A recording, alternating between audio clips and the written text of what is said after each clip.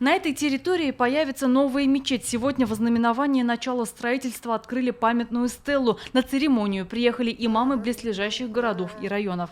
У нас еще даже проекта нету, даже идей нету, но самое главное есть желание. Есть желание и посыл.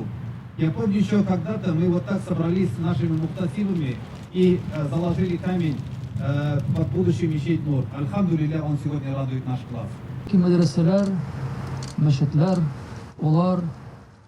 Мечети и медресе, они словно чистые родники. И каждый человек должен прийти к источнику, чтобы очистить душу. Пусть то, что мы делаем, принесет большую пользу для всех, и Аллах будет доволен нашим поступком. Новую мечеть назовут «Салям», что в переводе с татарского означает «приветствие». Духовно-просветительский центр будет расположен прямо при въезде в Нижнекамск.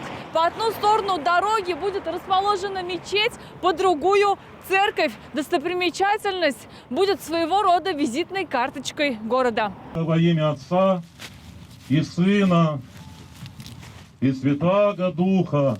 Знаковое событие прошло и на месте будущего храма. Верующие осветили крест и помолились за предстоящее строительство. Работы в духовных объектах будут вестись за счет пожертвования горожан. Будут построено вот в этом месте два центра – исламский и христианский, православный.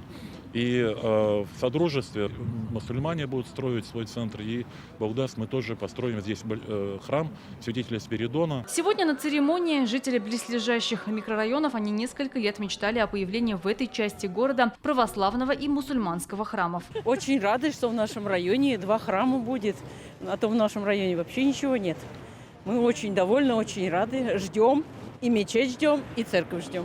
Это будет красиво, в город въезжаешь, уже будет красивый вид, будет мечеть и христиан. Здесь будут понимать, что люди будут понимать, что здесь поддерживают две религии, не только там, например, только ислам или только христиан. Здесь обе религии, они очень важны для нашего народа. Как сделать так, чтобы в мечети и церкви тянулась молодежь, чтобы новое поколение развивалось духовно, говорят на дискуссии представители разных конфессий. Здесь и учителя, и воспитатели, инспекторы ПДН, общественники. Каждый делится своим видением. Если нет внутреннего полицейского, коим является вера, то ничто нас не оградит от совершения преступления.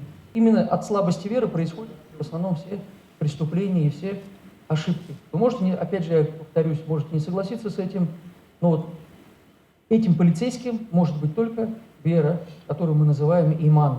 Нужно стараться выработать эту систему ценностей, систему воспитания благочестивого человека. И чтобы его историческая память была связана не только с Днем Великой Победы 9 мая, а со всей огромной историей и со всеми великими датами и людьми, которые создавали могучую страну. Духовно-нравственное воспитание должно начинаться с семьи и поддерживаться в образовательных учреждениях, говорят участники. Каждая социальная группа, каждый на своем месте должен заниматься воспитанием подрастающего поколения. Без этого никак не получится. Чтобы наши дети и наша молодежь знала, что их будущее с Россией, с нашей страной.